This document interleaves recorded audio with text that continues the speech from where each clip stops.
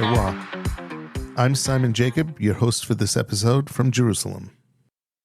Before we get started, I ask that wherever you are, please take a moment and pray for the safety of our soldiers and the safe return of all of our hostages.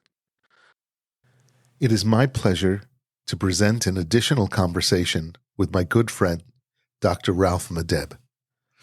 Dr. Ralph, as he is known by his many kosher wine followers, is owner of M&M Importers, a kosher fine wine import company representing boutique and mid-size family-owned and operated wineries.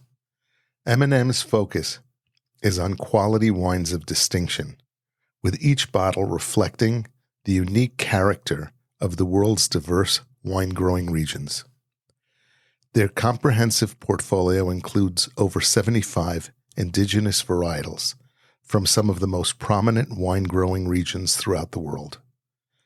They strive to work with wineries that maintain winemaking traditions of their region in order to produce wines of the highest quality and the best value. Dr. Ralph's partner in his Italian wine portfolio is Mr. Nunzio Castaldo. Nunzio is owner and manager of Panebianco Imports, a New York-based Italian wine importer and distributor. Nunzio, a veteran of the wine industry for more than 30 years, has worked closely with Dr. rmadeb to collect only the best Italian wineries into M&M's portfolio, and at the same time making sure that the kosher interpretations of these elite brands meets with their original tasting and complexity standards. If you're commuting in your car, please focus on the road and enjoy. If you're home, please choose a delicious kosher wine and sit back and listen to a truly interesting conversation with two of the world's most knowledgeable kosher Italian wine resources.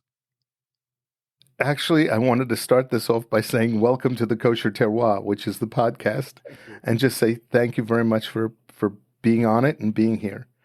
You know, Ralph told me about what you did, Nunzio, and I have a question for you. You know, why in the world would you make a donation to Israel, number one? And what are your thoughts as to what's going on and in today's world? So... Well, thank you for asking that. I mean, I'm motivated to do certain thing through the sparkling of an action or of something that happened globally or locally. You know, I don't care as long as that moves me, and if I can contribute either with a voice or with an act or a contribution physically. All donating for me is important. I was very moved emotionally by what I saw on October 7th. I was very sad. I cried internally, and you have to understand that here in the United States, we don't have the privilege, to see what Europe television stations shows. For political reasons sometimes, but they show much more than we know that the CBS, NBC, and whatever, and even CNN shows it to us. And when I saw those atrocity, I've been really, connected to that kind of, I would say really sad moments. You know what I mean? And look, I understand that that where you are in war. There are things that you do, that unfortunately, and I say with a very light meaning is, they're justified, because you are in war. Yeah. But when you're not in war, I mean, they're not justification from any, in this world and outside the world that can justify what I saw, what I learned, and what I experienced from far away, emotionally looking in, those families and children, and I don't want to go back there. So I said, I want to contribute. I contributed many times, even for things that happened in Bangladesh or whatever. but that was the time that I had to contribute in a very, for me, meaningful way, and more with the spirits than the merry dollars, which doesn't mean anything. Well, I just really wanted to say thank you because it really is meaningful that not only that you contributed, but that you thought to even contribute, because there was a time at the very beginning of this war when we were seeing all the marching and all of these crazy things going on all over the world and in the university campuses and what have you, that we felt very, very alone.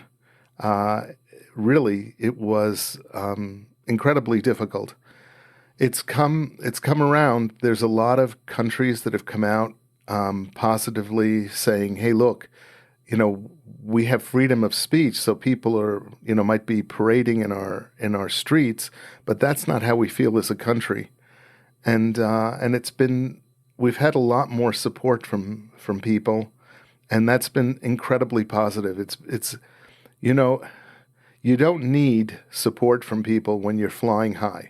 When everything's going great, that's not, people are always willing to help and support you.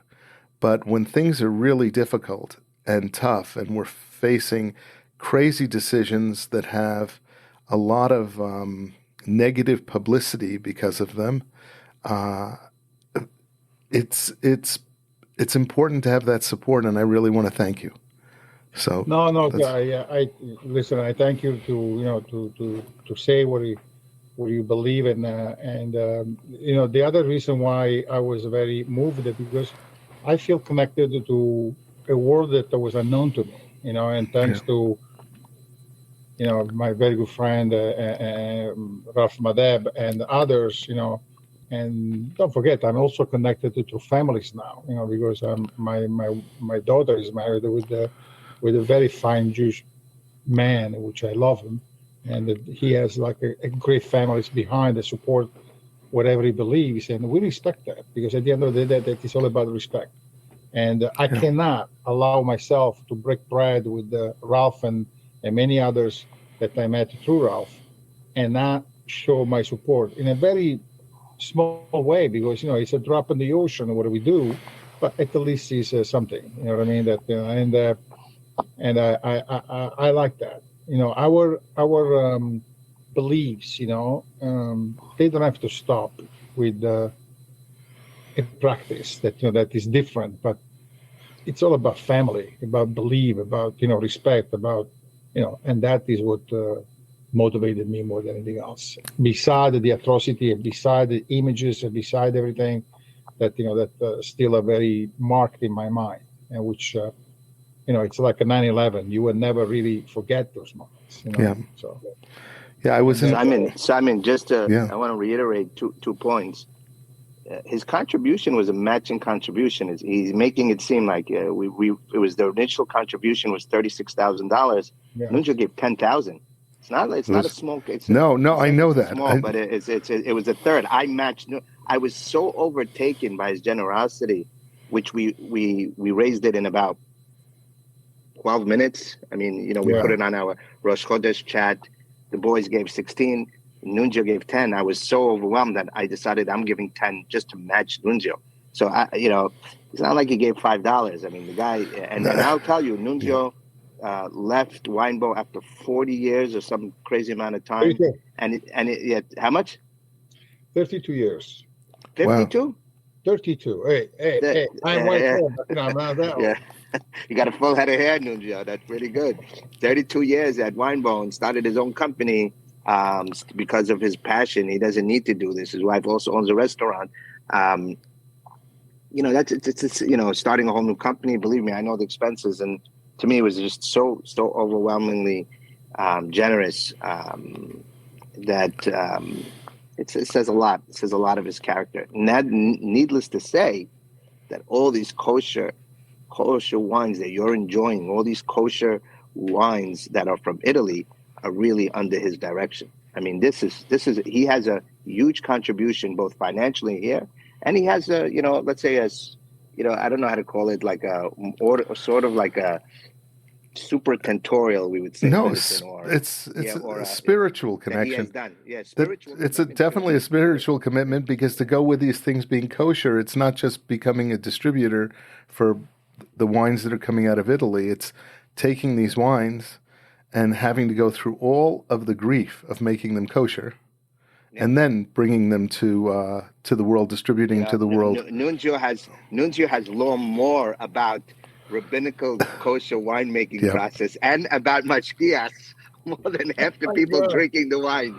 Yeah, I know. He was amazed. I'm still amazed. Sometimes listen, I don't know if we can get into this conversation already, but it seems to me that is like a really open. So I was exposed to the kosher world in a very technical way, and I mean it, in a sense that it was like kind of like I do this for you, you give this fee, that's it. In other words, about 10 or 12 years ago. That was before us. Yeah, before Ralph and the Urban. I'm very good friend with I believe one of the top, if he's not the top, winemaker in the world. As a matter of fact, he's the president of Asianology in the world. His name is Riccardo Cottarella. And as a matter of fact, Riccardo Cottarella is responsible for making a project very successful. I don't know now in which stage he is, but there is the first project in Israel that has vineyards between the Arabs, Palestinians, and the Jewish settlers, where they make this wine, and he's under his governance, in terms of technology. Wow. Yeah, so that is really something that moved him to make a batch of kosher wine under somebody that commissioned this batch that lived in France. Okay. Another winemaker, kosher winemaker. And so when the wine was ready to ship, Riccardo, that worked with Winebow with his own brands at that time called Falisco, asked the national importer, which was at that time Winebow, to do him a favor, basically to enter this wine and to ship to a couple of, I believe, wine shops in Crown Heights here in Brooklyn.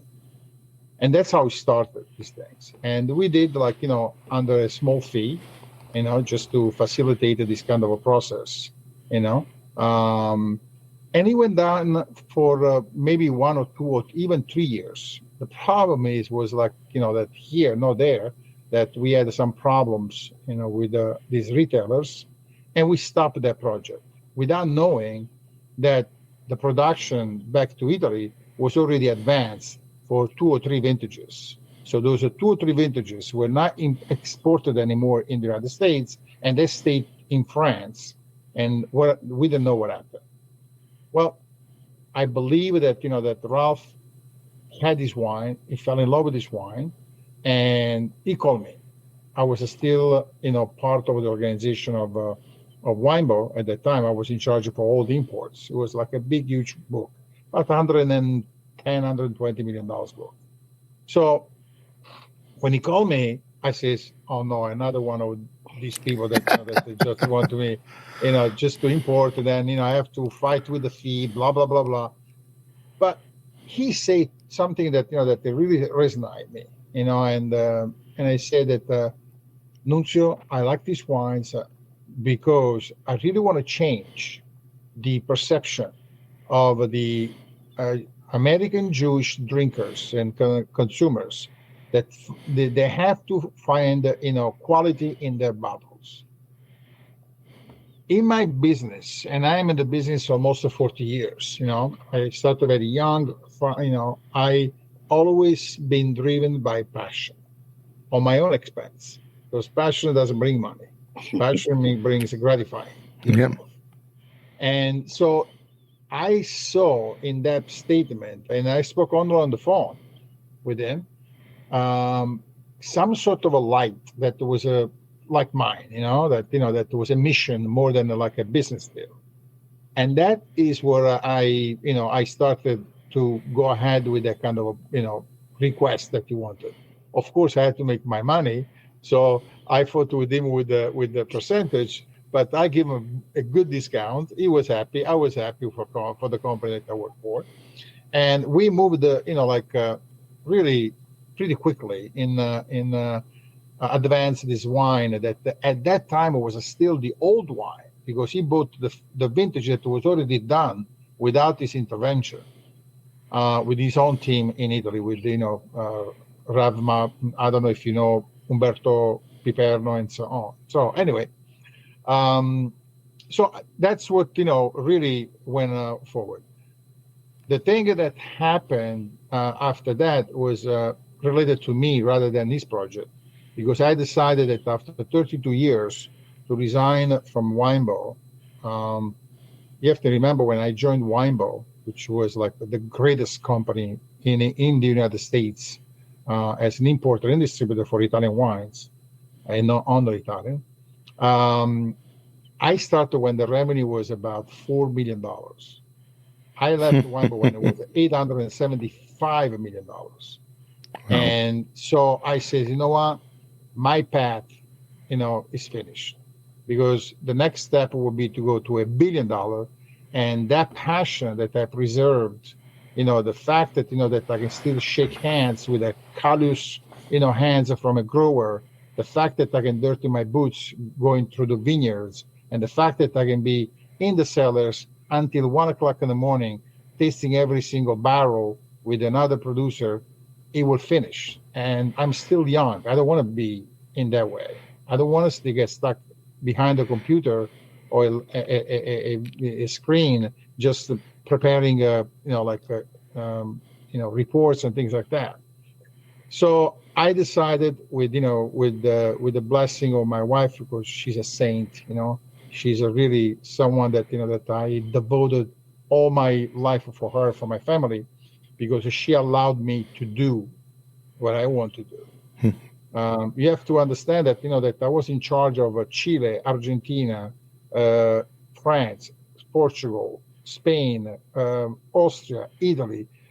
I was traveling between 180, 190 days away from home, and that is for a tight family. You know exactly what I mean. Yep. It's very, very, very difficult. And if I didn't have a woman like my wife, I couldn't ever really achieved anything. So I was very blessed, to do that. And I went there. So listen, I sit down one night, in a beautiful restaurant, drinking beautiful wines, and says, Angela, I think that my life in Winebow has finished, and I want to move on. And I want to visit places that I didn't visit yet, and I want to really go back again. And says, Nuncio, you are not young anymore, but if that passion is still alive, and if the passion is still strong, you will have my full support more than anything else.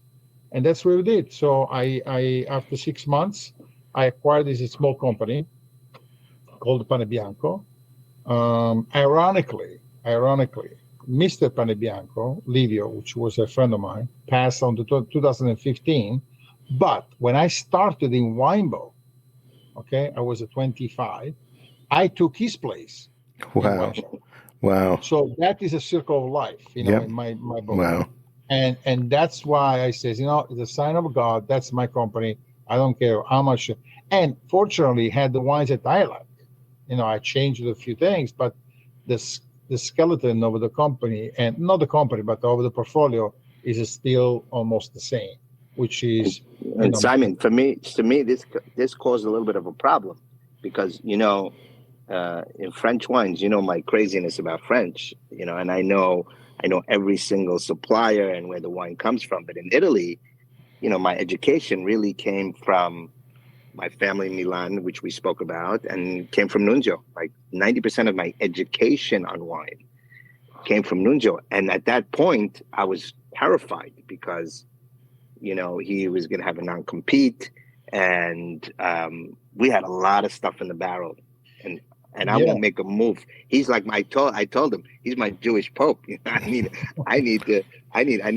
blessing on these wines. No, it was a challenge at the beginning, Simon, because I wanted to give him like more assistance, but I know that I couldn't.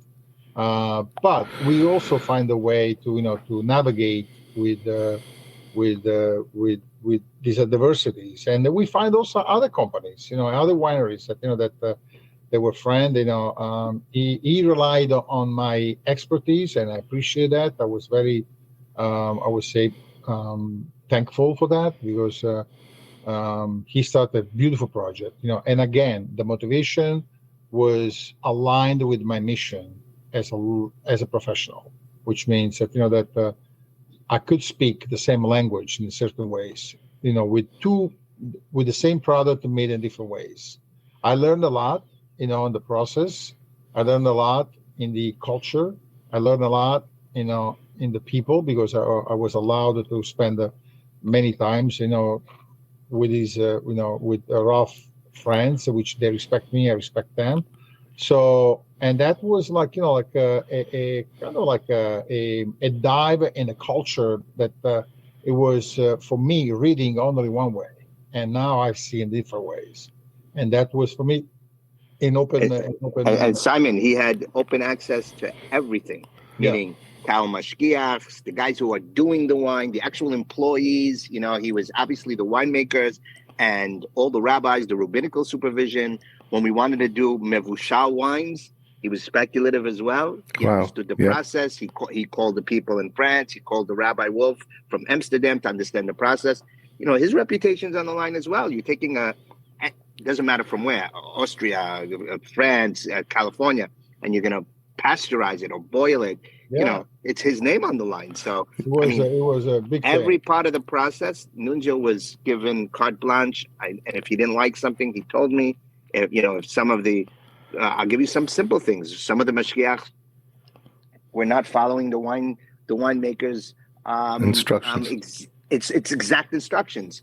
You take a guy like Beppe Pescaya, okay? No import to America. Nunzio, we found him through somebody else, but right away, I wouldn't even call him without Nunzio. You should know, Simon, Pescaya wines. They're coming to Israel soon. They're going to be, these have a lot of sacrifice, both Jewish and non-Jewish sacrifice, to make that wine kosher. I call him the wine Nazi. He won't let them move right or left. When he didn't like how an employee, Nunzio had to get on the phone, tell the guy, do not bring me this mashgiach anymore, because he won't climb on the barrel, and he has a separate way to put the sulfite, or if it's citrate or whatever he wants to put into the barrel, into the tank. It has to be done his way. And if it's not his way, he won't let it. He won't let it done. The way he bottles it, he's very practical. I tell Beppe all the time, I can operate in his winery. It's spotless. You don't find it like in any other wineries. And Nunzio was involved in every single decision. I let like carte blanche. It wasn't like these things is just do what I say and you get a rubber stamp of approval. I mean, he really, really helped develop the quality, the passion, even quantity. He told me, Ralph, you're doing too much of this, you can get into trouble here. Like every little detail he was on top of. I can hear, the one thing I can hear loud and clear is the passion from both of you. Doc, I know your passion for ages, but and I have met you once, Nunzio. I don't remember exactly where, but we did definitely meet. I'll tell you where. It was in the restaurant. In my house. Oh, in your house. In my house. Right. We had a tasting. You remember, Nunzio? Yeah. In my house, we had like a pseudo. Was it the same Rosh Chodesh Club people? Right. But we had the Spanish. Moises Cohen was there. Yeah. And he put some of his wines out, because we were hosting him, because I guess it was an odd time. Yeah. The royal guys couldn't get together. And I invited Nunzio to come, and we did a Falesco vertical there. Yes. Wow. Yes, I remember. I remember very well. Wow. That's where you met him. So, I hear loud and clear the passion. And that's interesting. You gave me the beginnings of everything and what led up to it. You're in a unique position because you're tasting and you're tasting in a non-biased way, both the kosher and the non-kosher. Is there a difference in your mind that you're tasting out of the products that are coming out? It's a great question because really, I mean, the first time that I drank kosher wine was when we.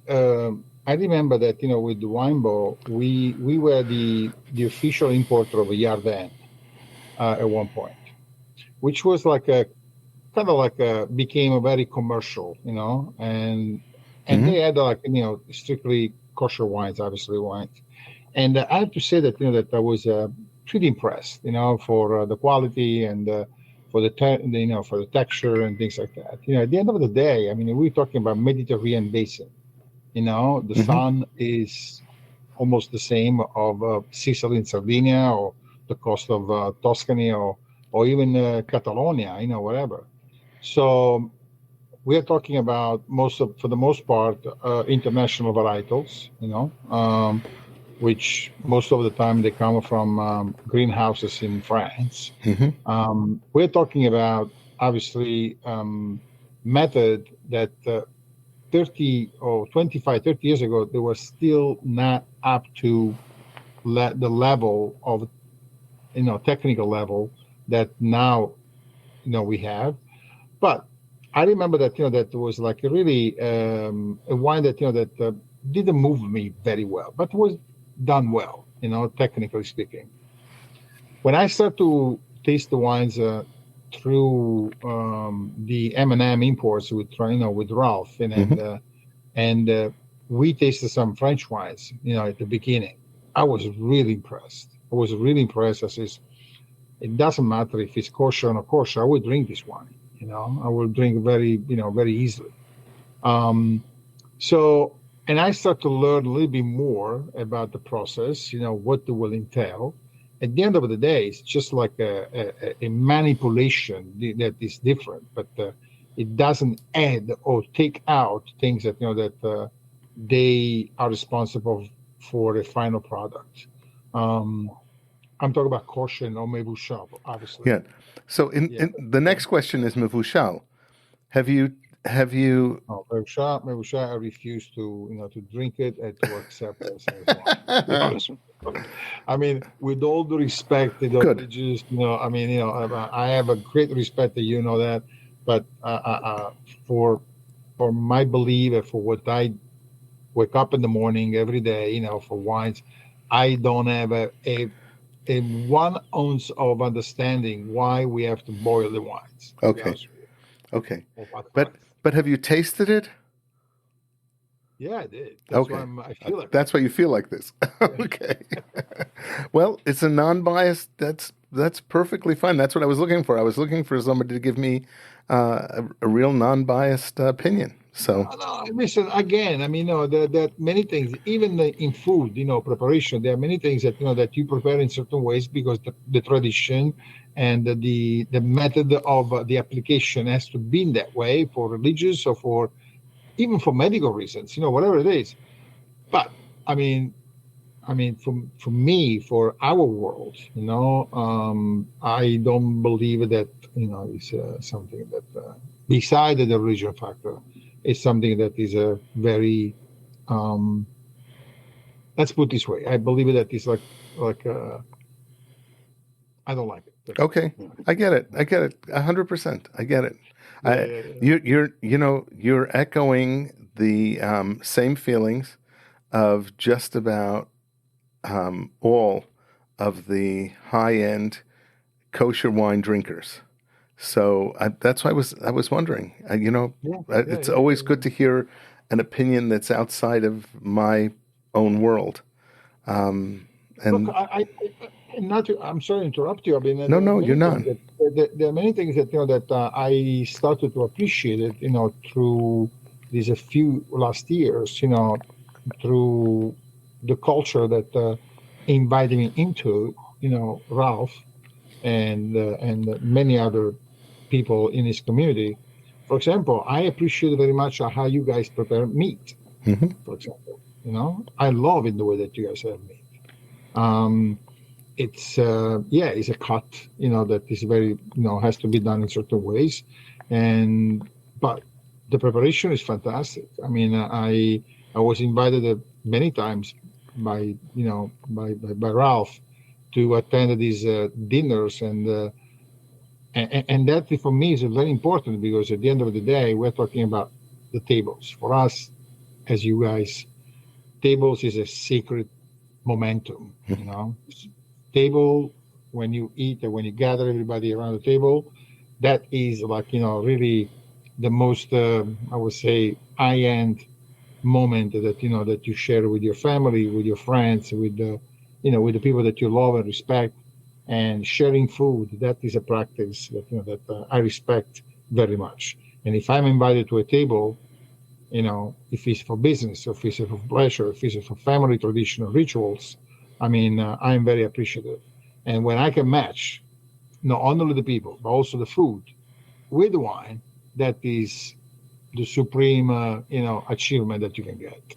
And so I appreciate very much how cultures, that, especially, for what I believe, that they are very close, to our tradition, Italian tradition, like the Jewish tradition. When I appreciate, they're making, I feel very close. I feel very close. That's a huge compliment to Ralph. Yeah, that's a huge compliment to Ralph, and also to I've enjoyed meals at Ralph's as well. So it's it's a huge compliment.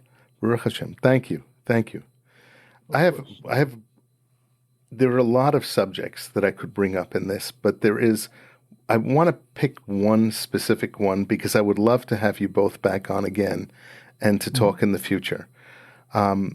I want to pick one of the things that people, after your last conversation on the Kosher Terroir, Doctor, was that could you focus on one region and speak a little bit about that region? And having you, Nunzio, on the call on this program, I think it would be super enlightening to pick a region that's interesting to you both, that you maybe one that you're promoting a wine from now, or one that you are going to be promoting a wine from, and talk a little bit about it and what makes the region special, because I know each of the regions within Italy is its own world, and it has its own things that are special. Nunzio, you pick. I'm ready for all of them. Well, I want to be a little bit partial. Obviously, it would be Italy, even though you asked me a question before, which is the wine that that I like to choose more if I will have a possibility. Yeah, there is a wine that that comes not far away from Israel, which is in Lebanon. Yeah, and it's Chateau Moussard. That is a wine that for me really capsule everything that I like. Between the soil, the tradition, the family behind, the varietals, and in the way that they make. Tell me a little bit about it. It's white, red. What are the varietals? It's the Baccal Valley, and Baccal Valley. I would like to talk. Yeah, I would like to talk next time, maybe with a glass of wine over this wine, which is become very rare to find bottles and vintages that I like. But this is one of the wine that that if I can get outside Italy all the time, beside the Chateauneuf du Pape from Beaucastel and some others, that's what I would like to to always have next to me to drink. What's special about it? That's my lineage. Simon. Yeah, he's Lebanese by He's Lebanese. Yeah. So maybe we can get a. You see, I cannot talk about these things because the first thing that he does, he says, "Let's go there and make a kosher wine." Let's go make a kosher. Well, maybe it'll be an international that's the danger project. That I always, have in front of me every time that I speak about a wine that he doesn't know. Tell me a little bit about it, though. What's so special about it? What varietals and? We're talking about Cabernet Sauvignon. Okay. And a little bit of Cabernet Franc as well. They plant the more international varietals. Okay. And they have been, I would say, trained not only in the winery but also in the viticulture by French culture rather than their own. But it's a Bordeaux blend, a real Bordeaux blend. Yeah, it's a Bordeaux blend. But let's talk another time about that. Okay. Now, let's talk about Italy because it's something that I don't know if I will have an opportunity to have you again. So I was thinking of regions of Italy when I asked you about regions. So what's an interesting region in Italy where you feel it's just incredibly special? So I'll start to say that that when you want to learn about Italian wines, which is the most difficult things to do, because Italy has this kind of values, that I always mention to any seminar or tastings that I'm invited to. And one thing is that that is a very, very, very unique is what do we call in Italian biodiversity, diversity, which means that you have more than 650 official varietals in Italy, which no other part of the world has it. I was reading some very, I would say, doubt information that more than 60% of the wines that they're being produced in France, they're made by 10 varietals, basically, and is even higher when you come to the United States, for example, which I believe that was an average of 8 varietals. And when you go to Chile, it's even more. And when you go to Argentina, it's even more. When we talk about 80% is Malbec. When you go to Italy, I mean, it's a Jurassic Park. For when it comes to varietals. You know what I mean? Wow. So, and not only with wines, but also with food, because you can have the same dish prepared in a 50 variations, the same dish with the same ingredients, but different varietals. We're talking about onions, which is the simple food. Okay, we have almost like a 35 type of onions in Italy. So that is something that is a treasure. Okay, but it's also very difficult to understand, and the acumen that the gentleman that is in between us has, he understood right away that. And that's why, for me, even though he comes from a different culture, when it becomes wines, for me, it's easier to talk to him about varietals because he understands, because he classified already, geographically speaking, historically speaking, and also making speaking. So, and that is something that I had to say, because learning about Italian wines is not an easy thing to do. When somebody comes to me and says, listen, Nunzio, I love Italian wines, but what I should do to learn? And he says, listen, can you invest $50? I say, yeah, I can. Do you have a friend that you can invest another $50? Yes. Do you have another friend that can invest another $50? Yes. Can you make 4 friends that invest $200? Yes. Okay, great. So go to a store and buy a case of every different bottles, 12 bottles.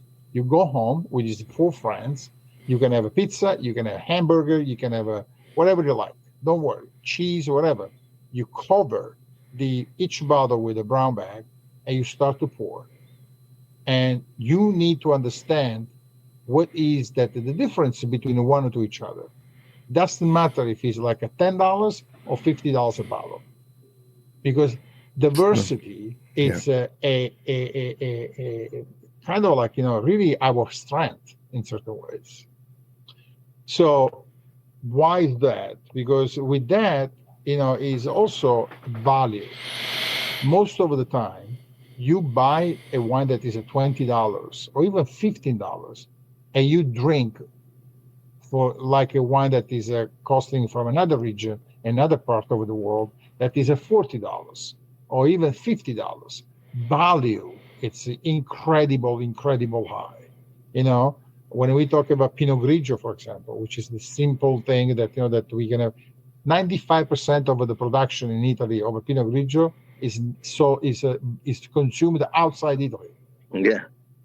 Can you believe that? Wow. But it's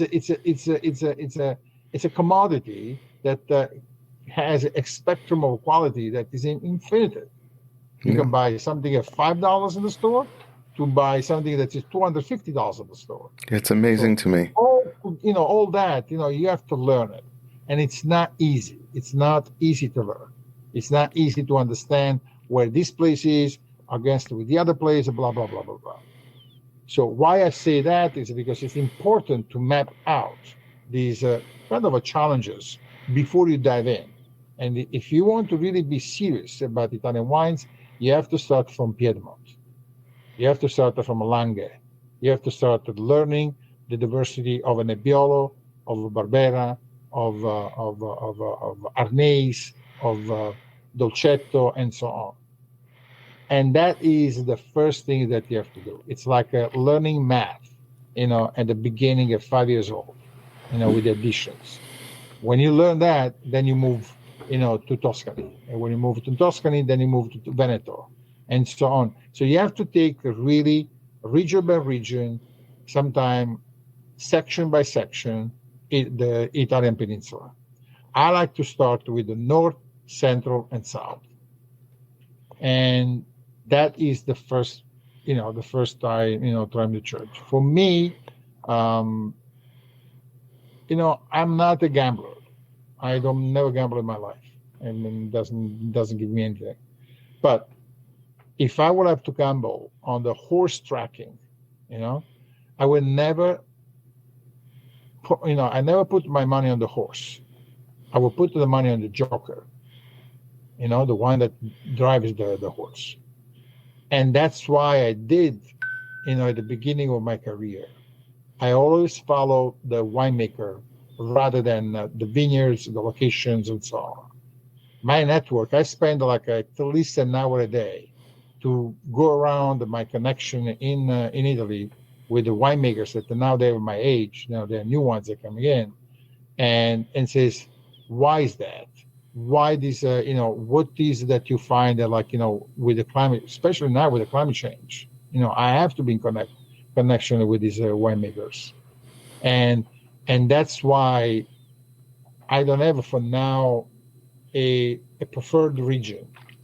I do have for now, something that is developing, because in my humble opinion, when a wine becomes a trend, it's already late. It's a trend because everybody knows that it's a trend. Yeah. But it's not undiscovered. So I like when I go in Italy and I move off from my program or my planning, and I go and take my car, to a place that I was never before, because I want to learn about the varietal that nobody knows.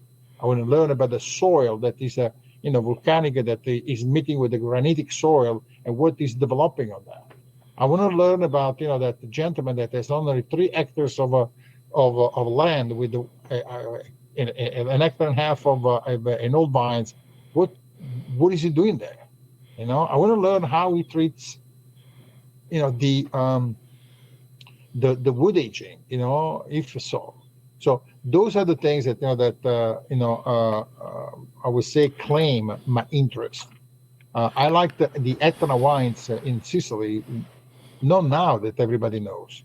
I started to go to Sicily on the Mount Etna when it's still active as a volcano, 25, 30 years ago, and that's when I discovered the potential of that land. So that's what I did. But if I have to put myself on the plane and I have only one place to go and match my thirst of of wine with the food, because they always have to go together, for now would be Sicily. Wow. Even though my love is with the Piedmont. So let me ask you a question, because you really kind of blended two things together, at least two things that people normally separate, but you really brought them together. I've found that there are winemakers who focus on the process and winemakers who focus on the vineyard. And there are some winemakers who focus on both. And, ideally, you can't make good wine without great grapes. But very often winemakers leave that to Agronomists. to the growers. But agronomists. Agronomists, right. And agronomists is the better answer than growers, because agronomists are the people who are actually really direct how everything goes. Is that the same in Italy, or do you find that the winemakers have to be amazing agronomists as well? We have an amazing agronomist. Okay. If you want to build a beautiful home, you need an architect and you need an engineer. Yeah. The architect doesn't know the weight that the floor of that particular home has to hold, but he knows how to design inside. And that's what this blend is important. I import a wine that is from Bulgaria, a section of the northwest part of Tuscany, and this family that owns these vineyards, they're very special. And the father, his name is Attilio Scienza. For me, is the most important agronomist in the world. I have several books that I read all the time, and opens, new frontiers for me all the time. He is not the winemaker, and he knows, but he's a great agronomist. And his job is to find the combination of the varietal in the particular vineyards and bring the fruit healthy to the hand of the winemaker, which, by the way, is his son. Okay. So it's like a huge family effort. So what I'm saying here is, yes, you can find somebody that knows and recognizes the challenges in the vineyards, but the truth of the matter is that that you should define the two roles. Okay. Got it. That is important.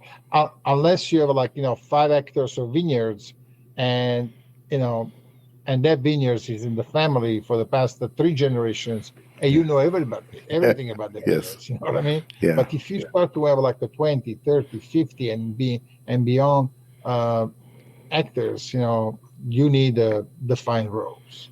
Got it. So that's what it is. Look, Simon, I think that I believe that, and I go back on the kosher side now. I believe that what Ralph started, it's not just another business. I think that what he started is a movement of people that in your community has been exposed, and for the first time, not only for the kosher wine that that is part of your daily routine if you drink, but exposed to the quality of the wines. I quite often meet people that they are in the fashion industry, that that they are Jewish people, okay, and the made in Italy for them is like the mantra, obviously textiles and shirts and whatever.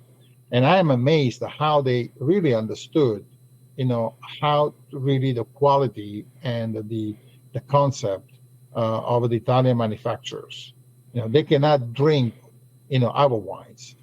They cannot eat our food, but they absorb, through certain functions that we have in Italy, hotels, vacation site, art, textile, which can be used from both cultures, without restrictions. And I do believe that, that can be done also with the kosher wines made with a quality grapes, quality production, with a quality, project behind.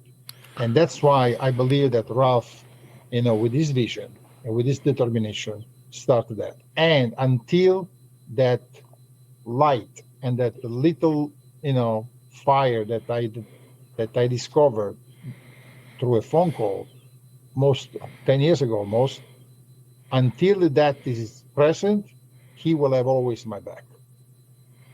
Hey, I want to thank you because I've taken up a lot of your time, but I want to thank you, and I also especially for giving us some incredible insights into what makes Italy so special and what makes Italian wine so special. Your description of the details, and it's not just about the varietals, it's about the varietals and how they interact with the regions and the diversity of everything. I never thought about it that way. You opened my mind, and I thank you. I really thank you for that. Thank you.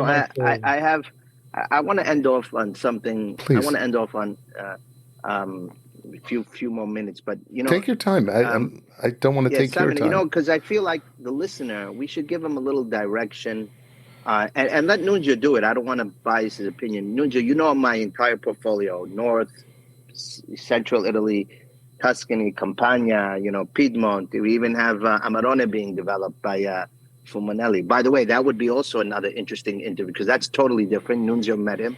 Armando Fumanelli, 28 generations, speaks English very well. Would be great for a podcast as well. But Nunzio, our entire portfolio. Let's say you were the professional speaker on behalf of M&M. What? And somebody calls up Simon and says, Simon, I love the podcast. I want to try one of the wines. So, what would you recommend from all the different regions? Let's say maybe somebody to start and somebody, let's say, who has a little experience. We're not talking about the super experience like Simon or myself, but let's say an entry-level guy comes in and says, Simon, what did Nunzio say for an entry-level guy to try to get into the wine from my portfolio, let's assume? And let's say somebody who wants to go a little further. Which wines would you recommend? As an entry-level for white, it would be the Arnese from Pescaia. And from red, I would say still now, the Montepulciano from Valle Reale. I like that kind of a vibrancy. I like that kind of a spice that is the same on the red. I'm a little bit biased because I suggest the wines that that they're very, very, very close to the conventional wines. Okay, which most of your book is like that. That's why I like it. So as an entry level, I like those two because I believe that they're very, I would say, fedele, true to the kosher. the non-kosher side. As the upper one, I like the ones that Alessandro Scelai is making for you. I think that the guys is doing a great job. So which ones are those? Yeah, especially the Rocca di Frossinello. I think that I believe that that is the pinnacle of that conjunction between your team in Italy, you as a vision, and Alessandro that understood after few discussions that I had also with him, but he's a very intelligent guy, so he didn't need me, but he understood what was your final point, the destination, and then why. And I believe that that he surpassed all my expectations. So and I have to say that that also the Brunello from Tassi. I'm very, very, very, very, very impressed about that. So that I would have said that. I would have said that for the wine geeks like us. That's the highest rated. It's the highest rated kosher wine ever given by Parker. Is ours. Yeah, listen. I was. That's a different story, but anyway, I think that that was really a testimony that quality is no compromise with the function of intervening with the different hands, and that's what you have to believe. and bring it on. So, Simon, let me people don't realize that Nunzio just gave you literally 1,000-page book on what we've done. I mean, he says it in code words, so to speak. No, what you did, me, no, you. I don't know how much we've done. No, it's you because So the entry, I know that. I mean, beside the vision that, and listen, we are not here to violate each other, but we are here to make sure that whoever read or sees your podcast or understands, through your voice, through your platform, which it's impressive what you do. They have to understand that there is there is not a business model here. That's why I said this is a mission. This is a mission that is greater than everything else. Look what Rafa has behind. How many books? I've been in his house. I mean, it's a temple of studying. Okay, this gentleman, only has to study for his own religion purposes, which I respect very much. Not only for his professional purposes, but he has time to dedicate it to this great crusade, because drinking quality wines in these very conservative communities, which I learned more through him and through this experience of my life, it's not the easiest thing to do. And I believe that I tell him all the time, he has to take a little bit more ownership of that practice. Leave others to do the mechanical stuff, and he has to be a little bit more involved. I know endless times that he spends money, energy, and time away from his family to educate people, and that is the most beautiful thing. Yeah, but he's also a hands-on person, so he's a slightly obsessive compulsive. So you cannot talk so freely in front of him. I know. I can't. Let's do it. Yes. But I mean, in the summary there, I mean, you have great wines, Simon. You're talking about a beautiful white entry level. For our price market. Nunzio's price market and ours are totally different because of the cost of the rabbinical supervision. But a Pascaya Arnaz can be matched up against anybody's Sancerre in the kosher Sancerre market. And I have two Sancerres.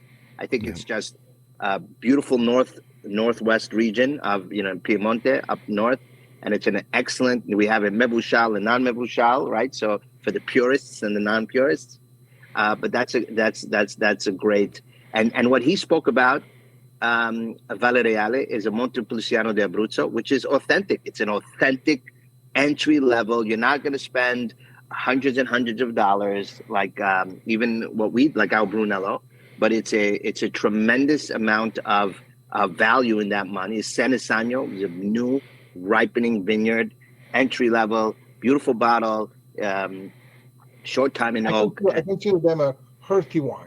And it's those are great recommendations for the people who are going into the second chapter. Rocco de Francinello. By the way, Simon, that's an excellent other idea. I said Armando Fumanelli, but not to take away from Alessandro Celai. He's the king Tuscany. He's the king of Tuscany at this point. I mean, the Italian media writes of him as he's the one of the top Tuscan winemakers.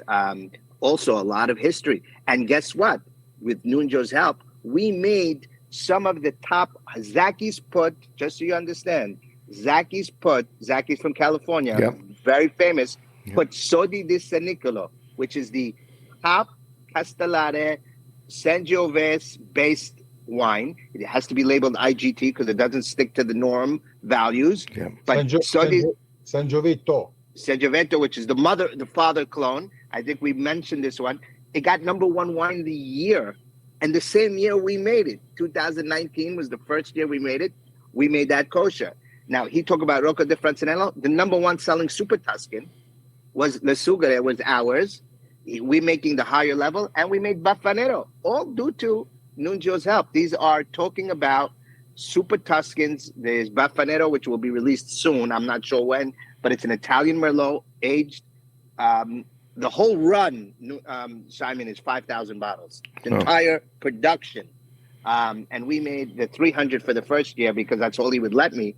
And now that we got used to each other, 600. Now, this is a great guy to get on your podcast because he speaks English very well. By the way, once again, Nunzio introduced me to him, which is why he gets a lot of them. But like he said, for the guys who are coming into the second level, Super Tuscan's the way to go. Chianti is the way to go because it's, you need to be able to go anywhere you go in the world, and they're going to ask you about Italian wine. You got to know Chianti. You need to know the Chianti region. You need to know what it tastes like. You have to know why it tastes different than a French Bordeaux. I'm a crazy Francophile. Me and you've drank, 2000 Leoville. We've drank Pape Clements in the new era. We've drank 2000 Malartic 2.5. And these aren't even my wines, right? I don't import them. But we've made Smith Lafitte, La Femme Rocher. I mean, and these are a different profile. It doesn't sit to the same norm.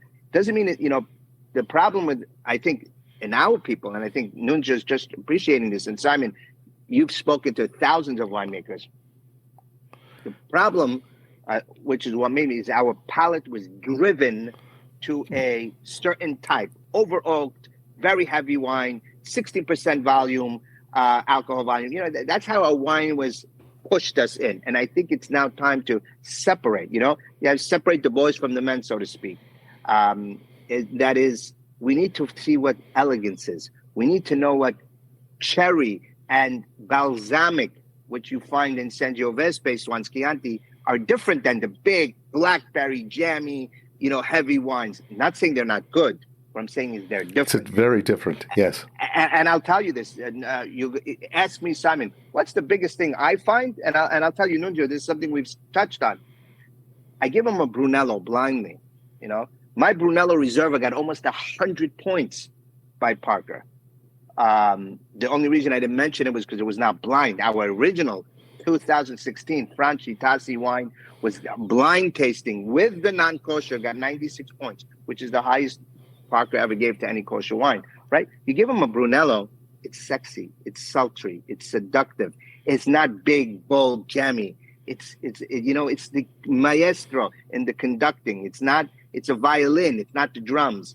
And so people don't appreciate what that nuance in that wine is. You want an elegant wine. Yeah, maybe you won't eat it with, braised short ribs. You need something a little bit more gentler on when you pair it. But a Brunello, they command the highest respect. LVMH just bought Biondo Santi because it's a huge wine. Those are the same guys who make Chateau de Yquem, which is the Sauternes. Yeah, so, it's about education. It's about explaining to them it's not the same wine.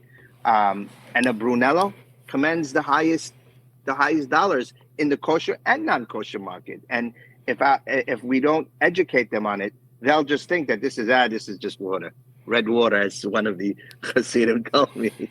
But I think that it's an education and it's a process. And I will tell you, Simon, Nunzio tried to leave us 10 times. I mean, you don't need me anymore. Every time he says you don't need me anymore, I double down on my contract. No, you're right. I mean, I'm right.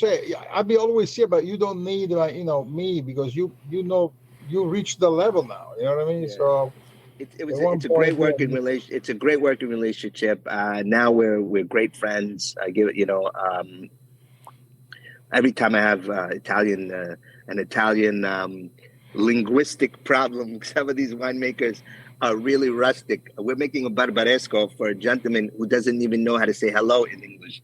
I need Nunzio to translate everything. But this is the type of wines we wanna bring to the market. We want to bring the Barolos, we want to bring the Barbarescos, which are coming. They're just, they need time to age. But in terms of what you can find now in the market, is what he's saying. You get a Falangina from Campania, it'll match up against any white wine of anything you have. And by the way, you know how much Burgundy, I love Chardonnays. I mean, we made a Chardonnay from Piscaya because it's on the same altitude as Burgundy, and he was trained there. So that's why that's why I made it. But the things open up, and I think that I think it's a great working relationship, and there's great options now in the Italian kosher market.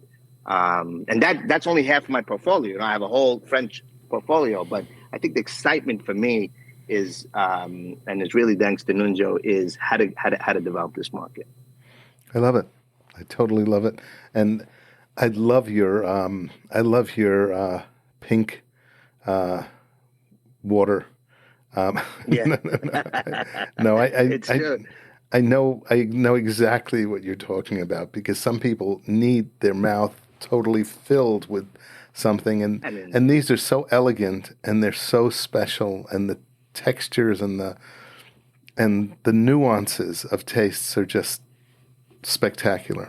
I just absolutely love it. and Nunzio mentioned a lot. Israel is Mediterranean basin. I mean, Yeah, the climate of Israel and the climate of Italy is the same. The people are the same. The culture is the same. And again, I can't thank Nunzio enough for all the help. But look, it pays back. Look, he sees what we're doing. He donates to our causes. I think that for that reason alone, we should continue to drink Italian wine, even in this. No, I mean, people like to, oh, we should only drink Israel. I think now is the time that everybody has to stand together. There was another time in history that this happened. I'm not talking about in Corona. In Corona, the Israelis went to there was the highest death rate in Corona. Simon, you should know, is in northern Italy. Right. The medical care is terrible. It's very old-fashioned. There's a lot of old people, older generation is living in the north of Italy. You're talking about in the Veneto area, in these areas up north. Yeah. And Israelis were the first to go from Israel to northern Italy. Why? Because you have a lot of alumni who were trained in Italian place that came back and came back and helped these hospitals up north during COVID. I mean, a lot of people from Israeli doctors that were trained there went back and up. I mean, our countries are intertwined, and I think that this project is just another chance of intertwining. And you mentioned your first, you said the world goes round. I've recently had conversations with Falesco, with Dominga. There's the Jubilee coming up, right, in a year or so.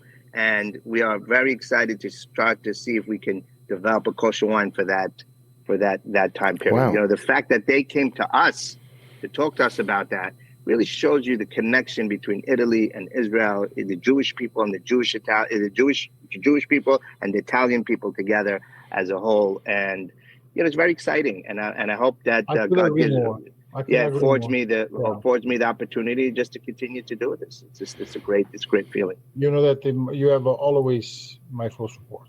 So I'm here to whatever I can, to any cause, but I'm here. Beautiful. I love it. Thank you. Thank you very, very much. Both of you. You're invited. You're invited. I'm not inviting you. This isn't just lip service. I have a room. I'll even get the pillows ready. Ready. And I would love you. Great wine cellar, don't you? He has a great. I have some very interesting wines. Not only Italian, but I do have some of the Italian wines in my cellar as well.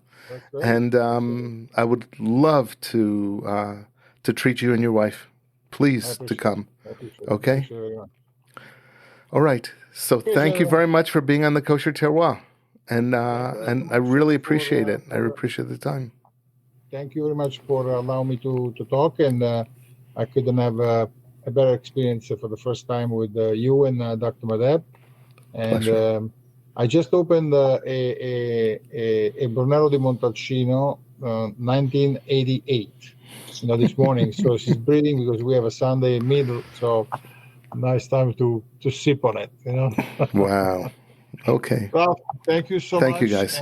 You know that I love you, and Simon, thank you. And you are now another good friend in Jerusalem. So, yes, sir. Pleasure. Thank you. Thank you. Take care. Bye, guys. Be well. Bye-bye. Be well. Thank you.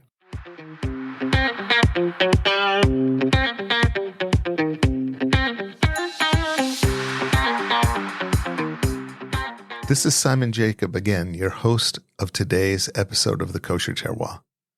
I have a personal request.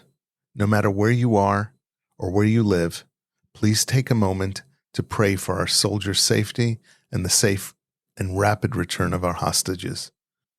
I hope you have enjoyed this episode of the Kosher Terroir. It was exciting and informative for me as well. Please subscribe via your podcast provider to be informed of our new episodes as they are released. If you're new to the Kosher Terroir, please check out our many past episodes Again, thank you for listening to The Kosher Terroir.